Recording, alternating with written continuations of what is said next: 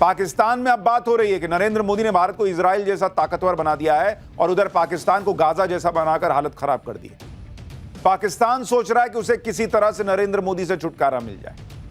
आज पाकिस्तान के क्रिकेटर शाहिद अफरीदी के बयान से जबरदस्त बवाल मचा हुआ है। इस बयान से पाकिस्तान के अंदर नरेंद्र मोदी का भयंकर डर साफ दिख रहा है। शाहिद अफरीदी जैसे लोग मोदी के खौफ में जी रहे हैं। राहुल गांधी के लिए तालियां बजा रहे हैं। नरेंद्र मोदी के लिए शाहिद अफरीदी ने कहा कि मोदी सरकार हिंदू मुसलमान का कार्ड खेलती है। शाहिद अफरीदी ने कहा कि इस इलाके में भारत अगला इजराइल बनने की कोशिश कर रहा है। शाहिद अफरीदी ने राहुल गांधी के लिए कहा कि वो बहुत सकारात्मक सोच वाले नेता हैं, वो बातचीत के जरिए दुनिया के साथ चलना चाहता है। यानी राहुल गांधी की भर भर के तारीफ कर रहा है शाहिद अफरीदी, वो आदमी जो खुद कट्टरपंथी है भाई, जो ऑपरेशन सिंदूर के बाद पाकिस्तान के जीत का नाटक कर रहा था, ढोंग कर रहा था सड़क पर निकलकर, जबकि दुनिया जानती थी कि वो पिटा है पाकिस्तान। वो आदमी राहुल गांधी की तारीफ करता है और नरेंद्र मोदी से खौफ खाए बैठा है कि भाई इंडिया तो वही पाकिस्तान का हाल कर रहा है जो इजराइल गाजा का कर रहा है। शाहिद अफरीदी के बयान का कुल निचोड़ यही है कि उसे नरेंद्र मोदी में पाकिस्तान का काल दिखता है और राहुल गांधी में एक पॉजिटिव नेता। नरेंद्र मोदी का भयंकर खौफ पाकिस्तान को इसलिए भी दिखता है क्योंकि ऑपरेशन सिंदूर को 4 महीने हो गए और अब तक पाकिस्तान उस मार को भूला नहीं। पाकिस्तान के आतंकी संगठन जैश ए मोहम्मद के एक कमांडर का नया कबूलनामा आ गया है। जैश के कमांडर ने वीडियो पे खुलासा किया है कि ऑपरेशन सिंदूर में मसूद अजहर के खून के आंसू निकल गए थे, उसके परिवार के चीथड़े उड़ गए थे। नरेंद्र मोदी पाकिस्तान के चीथड़े उड़ा रहे हैं। उनके एक और जन्मदिन के पहले लेकिन पाकिस्तान ने एक गिफ्ट भी दिया, उसके बारे में भी बताऊंगा।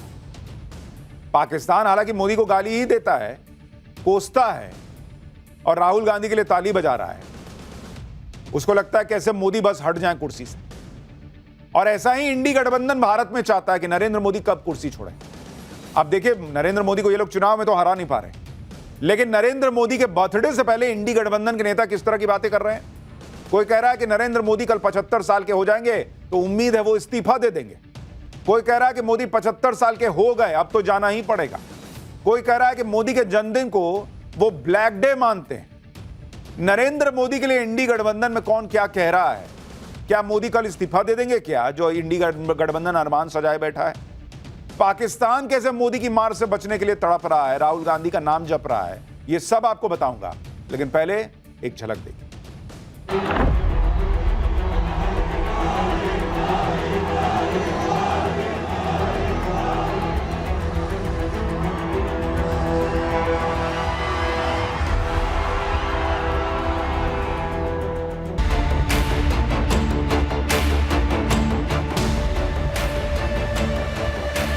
कि यहाँ कांग्रेस मर रही है और वहाँ पाकिस्तान रो रहा है। उम्मीद है कि कल वो इस्तीफा दे देंगे। मोदी साहब 75 साल हो गए, अब तो आपको जाना पड़ेगा। प्रधानमंत्री साहब के जन्मदिन पे राहुल गांधी जी कोई हाइड्रोजन बॉम्ब इलेक्शन का वहाँ पे फोड़ने वाले हैं।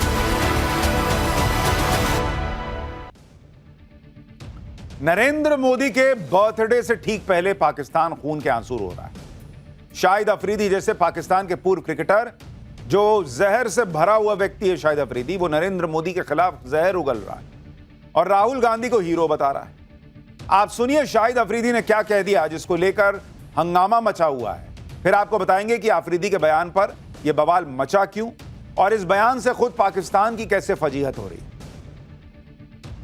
तो यहां कवि जो है, ये शाहिद अफरीदी कवि यहां ये कहना चाह रहा है कि राहुल गांधी तो बातचीत करते हैं, मोदी सीधा लपड़िया देते हैं, मार देते हैं लपड़ पाकिस्तान को। इससे शाहिद अफरीदी जो है, उसकी बातों से आप समझ सकते हैं कि पाकिस्तान को ऑपरेशन सिंदूर में कितने लपड़ पड़े होंगे। और कह रहा है कि यहां हिंदू मुसलमान होता है। तुम हिंदू मुसलमान बताओगे भारत को, जहां हिंदुओं को मार मार के खत्म कर रहे हो तुम पाकिस्तान में, तुम बता रहे हो कि हिंदू मुसलमान क्या होता है। शाहिद अफरीदी जैसे लोग इसलिए बिलबिला रहे हैं क्योंकि एशिया कप के मैच में पाकिस्तान की तगड़ी बेइज्जती हो गई। पहले भारत ने मैच हराया, फिर हैंडशेक नहीं किया। इससे बौखलाए पाकिस्तान ने मैच रेफरी को हटाने को कहा, तो वो भी बात नहीं मानी कि बात नहीं हटाते जाओ। बेइज्जती पर बेइज्जती होने के बाद पाकिस्तान अलबलाया हुआ है। इसी में शाहिद अफरीदी जैसे लोगों ने नरेंद्र मोदी के खिलाफ जहर उगलना शुरू किया और राहुल गांधी की तारीफ कर दी। लेकिन बड़ी बात यह है कि बातों बातों में नरेंद्र मोदी को लेकर पाकिस्तान का डर शाहिद अफरीदी की जुबान पर आ गया। शाहिद अफरीदी ने कहा कि भारत इजराइल बनने की कोशिश कर रहा है। अब शाहिद अफरीदी ने इजराइल का नाम क्यों लिया और भारत की तुलना इजराइल से करने का उसका क्या मतलब है, वो भी आपको बताता हूं। दरअसल इजराइल वो देश है जो चारों तरफ से दुश्मनों से घिरा हुआ है। भारत भी वो देश है जिसके चारों तरफ खतरा ही खतरा, एक तरफ चीन है, दूसरी तरफ पाकिस्तान, अब तो बांग्लादेश भी है कट्टरपंथियों के हाथ में। इजराइल वो देश है जो अकेला अपने दुश्मनों पर भारी पड़ता है। इजराइल वो देश है जिसके लिए कहा जाता है कि वो दुश्मनों को घर में घुस के मारता है। और नरेंद्र मोदी के राज में भारत भी वही कर रहा है, दुश्मनों को घर में घुस के ठोक देता है। इजराइल वो देश है जो एक साथ एक वक्त पर कई दुश्मनों से लड़ता है। नरेंद्र मोदी के राज में भी भारत चीन से सीधे भिड़ चुका है। ऑपरेशन सिंदूर में पाकिस्तान को तगड़ा जवाब दे चुका है, मोइजू को लाइन पे ला चुका है, बांग्लादेश को कड़ा मैसेज दे चुका है। यही वजह है कि अफरीदी को यह डर लग रहा है कि कहीं नरेंद्र मोदी पाकिस्तान का वो हाल ना कर दे जो इजराइल अपने दुश्मनों का करता है, जो हाल इजराइल ने गाजा का किया हुआ है। पूर्व क्रिकेटर शाहिद अफरीदी ने अपने बयान में नरेंद्र मोदी को यह कहकर टारगेट किया कि मोदी सरकार हिंदू मुसलमान करती है। आप सोचिए, बयान उस मुल्क का क्रिकेटर दे रहा है जहां खुद अल्पसंख्यक हिंदू सुरक्षित नहीं है, जहां अल्पसंख्यक हिंदुओं पर बड़ा जुल्म होता है, उनकी आबादी घट गई। यहां भारत में तो मुसलमानों की आबादी बढ़ी है भाई। शाहिद अफरीदी कौन सा दूध का धुला है? हिंदुओं के प्रति उसकी नफरत इस कदर है कि एक बार उसने अपने घर में टीवी सीरियल में आरती होती देख ली थी तो टीवी फोड़ दिया था। टीवी पर हिंदू धर्म का पूजा पाठ दिखाया जा रहा था एक सीरियल में, तो ये आदमी जो आज हिंदू मुसलमान का ज्ञान दे रहा है कि बाप रे बाप ये बहुत गलत चीज है, वो आदमी हिंदुओं से इतनी नफरत करता है कि घर पे उसकी बेटी टीवी पे आरती होते देख ली सीरियल में तो भाई ने टीवी फोड़ दिया था। सुनिए अफरीदी को क्यों मैं कह रहा हूं इसके अंदर कितना जहर है हिंदुओं को लेकर और भारत को लेकर। जो आदमी टीवी पर हिंदुओं की आरती होते हुए नहीं देख पा रहा कि हिंदू कैसे आरती करते, सीरियल में नहीं देख पा रहा, टीवी फोड़ दे रहा है, वो ज्ञान दे रहा है कि यहां पर नरेंद्र मोदी सरकार हिंदू मुसलमान करती है। शाहिद अफरीदी ने नरेंद्र मोदी के खिलाफ जहर उगला। उनके मुंह से तारीफ की उम्मीद तो वैसे भी किसी को नहीं थी, लेकिन शाहिद अफरीदी ने जब अचानक राहुल गांधी की तारीफ की तो सब चौंक गए। बीजेपी ने इसे बड़ा मुद्दा बनाया क्योंकि शाहिद अफरीदी वो क्रिकेटर है जो भारतीय सेना के खिलाफ भी बयान दे चुका है, जो पहलगाम हमले को फर्जी बता चुका है, जो ऑपरेशन सिंदूर में पाकिस्तान के पिटने के बाद भी विक्ट्री डे परेड निकाल रहा था। ऐसे व्यक्ति के मुंह से राहुल गांधी की तारीफ सुनकर बीजेपी के कान खड़े हो गए। केंद्रीय मंत्री किरण रिजिजू ने कहा कि राहुल गांधी हमेशा से ही पाकिस्तान के डार्लिंग रहे। शाहिद अफरीदी और पाकिस्तानी लोग राहुल गांधी को अपना नेता बना सकते हैं। आईटी सेल के प्रमुख, बीजेपी आईटी सेल के प्रमुख अमित मालवीय ने कहा कि भारत से नफरत करने वाला हर व्यक्ति को राहुल गांधी में एक दोस्त क्यों दिखता है। शाहिद अफरीदी के बयान से राहुल गांधी बीजेपी के निशाने पर आ गए, लेकिन पलटवार करने के लिए कांग्रेस के नेता भी मैदान में कूद गए। कांग्रेस की नेता सुप्रिया श्रीनेत ने शाहिद अफरीदी और बीजेपी सांसद अनुराग ठाकुर की एक तस्वीर साझा करते हुए कहा कि गुल्लू गुल्लू तुम करो, चोंचे तुम लड़ाओ, याराना तुम निभाओ और सवाल हमसे पूछोगे। एक और सोशल मीडिया पोस्ट में सुप्रिया श्रीनेत ने एक मैच का वीडियो डाला जिसमें आईसीसी प्रमुख जय शाह और शाहिद अफरीदी एक साथ बैठे दिख रहे हैं। सुप्रिया श्रीनेत ने पूछा कि यह क्या याराना है। हालांकि भाई कोई भी पूछेगा कि भाई वहां जय शाह या अनुराग ठाकुर क्यों शाहिद अफरीदी के साथ बैठे, लेकिन चलिए वो तो आईसीसी चीफ है, क्रिकेटिंग आप कहिए कि ऑर्गेनाइजेशन से जुड़े हुए हैं तो वहां पर बैठना मजबूरी हो गई, चलिए अगल बगल बैठ गए और ये तो पहले की तस्वीर है। लेकिन सवाल यह है कि इतना तो याराना भी है अगर, तो भी शाहिद अफरीदी ने इनकी तारीफ नहीं की, तारीफ की राहुल गांधी की। जिसके साथ बैठ रहा है उसकी तारीफ नहीं कर रहा है।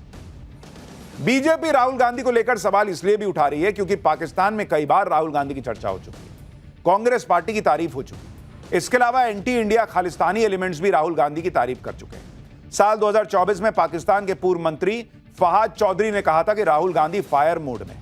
इसी तरह जब अमेरिका में राहुल गांधी ने मोदी राज में सिख समुदाय के हालात को लेकर बयान दिया था तो खालिस्तानी आतंकी गुरपतवंत सिंह पन्नू ने उनके बयान का समर्थन कर दिया था।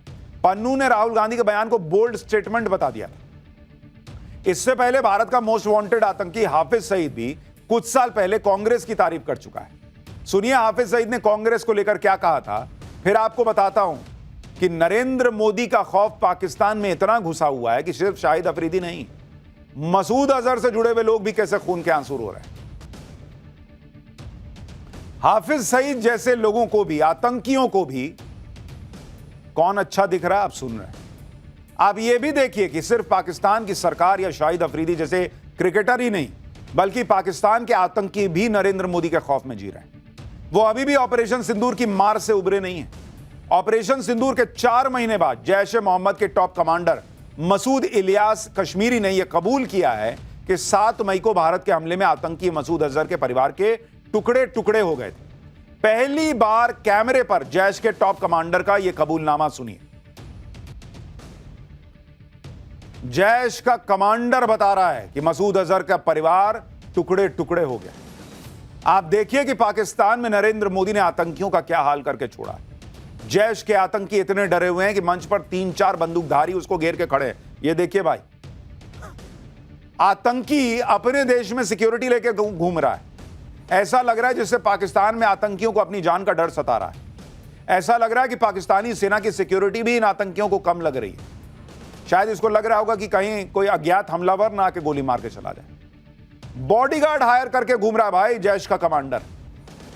पाकिस्तान के आतंकी हों या पाकिस्तान के क्रिकेटर हों या पाकिस्तान के नेता हों, सब भारत के नरेंद्र मोदी के खौफ में जी रहे हैं। नरेंद्र मोदी का ऐसा डर इसलिए है कि जब मोदी पाकिस्तान को फोड़ते हैं तो अमेरिका भी नहीं बचा पाता। और यह बात राहुल गांधी को सुननी चाहिए। खुद पाकिस्तान यह बात कबूल कर रहा है कि नरेंद्र मोदी किसी के प्रेशर में नहीं आते। ऑपरेशन सिंदूर को लेकर खुद पाकिस्तान ने डोनाल्ड ट्रंप के सीज फायर वाले दावे को झूठा बता दिया।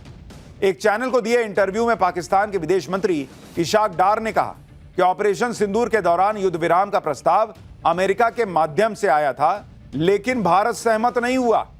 इशाक डार ने साफ माना कि भारत कभी भी किसी तीसरे पक्ष की मध्यस्थता के लिए सहमत नहीं हुआ। डार ने खुलासा किया कि जब पाकिस्तान ने अमेरिकी विदेश मंत्री मार्को रूबियो से डोनाल्ड ट्रंप के मध्यस्थता के बारे में पूछा तो रूबियो ने स्पष्ट कहा कि भारत हमेशा से कहता रहा है कि एक द्विपक्षीय मुद्दा है। पाकिस्तान के विदेश मंत्री ने कहा कि पाकिस्तान को तीसरे पक्ष की मध्यस्थता से कोई दिक्कत नहीं है, लेकिन भारत हमेशा से कहता रहा है कि यह द्विपक्षीय मामला है। यानी खुद पाकिस्तान मान रहा है कि ऑपरेशन सिंदूर के दौरान अमेरिका की तरफ से कोई मध्यस्थता नहीं हुई। इसका मतलब यह है कि डोनाल्ड ट्रंप का सीज फायर वाला दावा गलत था, जो हम बार बार कह रहे थे।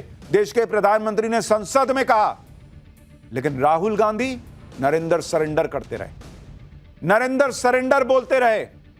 अब शाहिद अफरीदी तारीफ नहीं करेगा तो क्या करेगा। वैसे तो राहुल गांधी का नरेंद्र सरेंडर वाले दावे की हवा तभी निकल गई थी जब ट्रेड डील और टैरिफ के मुद्दे पर पीएम मोदी ने सख्त स्टैंड के आगे डोनाल्ड ट्रंप को ही यू टर्न लेने पर मजबूर कर दिया। आप देखिए कि डोनाल्ड ट्रंप ने भारत पर 50% टैरिफ लगा दिया था, भारत से ट्रेड डील की बातचीत रोक दी थी, लेकिन आज की डेट में अमेरिका ने भारत से फिर से ट्रेड डील की बातचीत शुरू कर दी। डोनाल्ड ट्रंप ने ट्रेड नेगोशिएटर ब्रेंडन लिंच को भारत भेजा है। आज ब्रेंडन लिंच की टीम और भारतीय टीम के बीच ट्रेड डील पर बातचीत हुई है। 7 घंटे के करीब बातचीत चली और बातचीत पॉजिटिव रही है बताया जा रहा है। भारत की तरफ से स्पेशल सेक्रेटरी राजेश अग्रवाल ने बातचीत की। इधर नरेंद्र मोदी पाकिस्तान को फोड़ रहे हैं, अमेरिका से अपने हिसाब से डील कर रहे हैं, अपने काम में भी लगे हुए हैं। 75 साल के होने वाले हैं नरेंद्र मोदी कल। बावजूद इसके उनका रौला यह है, काम करने का जुनून यह है कि देश के दुश्मन जो है वो कांपते हैं और देश के अंदर लोगों का प्यार उनको मिलता है। लेकिन इंडी गठबंधन वो तो इसी आस में बैठा है कि कब मोदी कुर्सी से हटेंगे, कब उनका नंबर आएगा। कल नरेंद्र मोदी का जन्मदिन है, वो 75 साल के हों। कांग्रेस के नेता कह रहे हैं कि उम्मीद है कि कल मोदी इस्तीफा दे देंगे। काहे दे देंगे भाई, लेकिन सुनिए कांग्रेस के नेता क्या कह रहे हैं। उम्मीद है कि कल वो इस्तीफा दे देंगे। 75 वर्ष पूरा हो गया, क्योंकि ये शर्त इन्होंने औरों को लगाई थी, अपने सहयोगियों को लगाई थी, तो जो दूसरों के लिए लगाई थी उसका पालन करेंगे, यही मैं कहूंगा। ये हमारे लिए ब्लैक डे है, क्योंकि आज हमारे देश में अघोषित इमरजेंसी चल रही है, अनडिक्लेयर्ड इमरजेंसी चल रही है। ऑपोजिशन को बोला नहीं दे रहे हैं, वोट चोरी वहां पे हो रही है, प्रेस के सारे जो राइट्स है वो खींचे गए हैं, गोदी मीडिया यहाँ पे हो गई है, जो इंडिया पाकिस्तान मैच, जबकि एक तरफ हम उनके साथ युद्ध में हैं। तो ये देखिए आप, एक किसान रास्ते पे उतरे हैं, तो एक अनडिक्लेयर्ड इमरजेंसी है, तो ये हमारे लिए ब्लैक डे है। दरअसल इंडी गठबंधन 11 साल से सत्ता से दूर है, चुनाव में मोदी को हरा नहीं पाता, और वो ये बात समझ गया है कि जब तक नरेंद्र मोदी कुर्सी पर बैठे हैं नंबर आना बड़ा मुश्किल काम है बॉस। इसलिए इंडी गठबंधन माहौल बना रहा है कि मोदी 75 साल के हो गए, अब उनको हट जाना चाहिए। अब नरेंद्र मोदी 75 के हो जाएं या 80 के हो जाएं, वो कब रिटायर होंगे ये बात या तो मोदी तय करेंगे, उनकी पार्टी तय करेगी या पब्लिक तय करेगी। ये क्या बात हुई भाई कि हम नहीं जीत पा रहे तो तुम रिटायर हो जाओ। अमित शाह तो पहले ही क्लियर कह चुके कि अभी तो नरेंद्र मोदी को लंबी पारी खेलनी है। इंडी गठबंधन का हिसाब यह है कि वो कह रहे हैं सचिन तेंदुलकर से कि हम आउट नहीं कर पा रहे तो तुम एक काम करो, रिटायर्ड हट होके चले जाओ। अरे काहे चले जाओ भाई। और अमित शाह कह रहे हैं भाई कि रिटायरमेंट का सवाल ही नहीं उठता, लेकिन फिर भी इंडी गठबंधन के नेता कह रहे हैं कि 75 साल हो गए तो अब नरेंद्र मोदी को जाना होगा। सुनिए एक बार। उनको बधाई दूंगा जन्मदिन की, और तुम जियो हजारों साल, साल के दिनों 50,000, ये भी कहूंगा मैं। और ये कहूंगा कि मोदी साहब 75 साल हो गए, अब तो आपको जाना पड़ेगा, क्योंकि आप ही ने रूल बनाया था। दुनिया देख रही है, भारतवर्ष देख रहा है पूरा। बड़े बड़े नेता जो देश में थे सबको आपने रिटायर कर दिया, सबको किनारे लगा दिया। 75 साल, 75 साल, अब 75 साल हो गया है। चलिए आप तो अब सीएम भी नहीं बनेंगे आप, जब आप एक बार प्रधानमंत्री रह चुके हैं। देखो, उनका कल जन्मदिन है, जन्मदिन पे बधाई देनी चाहिए, इसके बारे में हम कुछ बोलेंगे नहीं। वोट चोरी तो हुआ है, ये हम सबको मालूम है।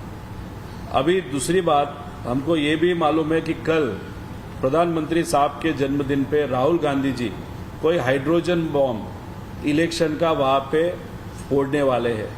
आरएसएस ने स्ट्रिक्टली कहा था कि 75 एज लिमिट बहुत इंपॉर्टेंट है। 2 महीने बाद जो आरएसएस के प्रमुख है उन्होंने भी कहा 75 एज लिमिट ये पक्का नहीं है, ये स्ट्रिक्टली हम फॉलो नहीं करते। कहा ना कहा तो भी आरएसएस पे भी बीजेपी के नेताओं का प्रेशर ये आना चालू हो गया, ऐसे हम सबको लगता है। पहले जिन लोगों को नरेंद्र मोदी अगर कह दें कि भाई देखो अभी दिन है, तो उनको चिल्लाना है कि ना राते है, राते है, राते है। उनको आज नरेंद्र मोदी का पता नहीं कौन सा बयान याद आ गया कि नहीं 75 में तो हमको रिटायर हो जाना चाहिए।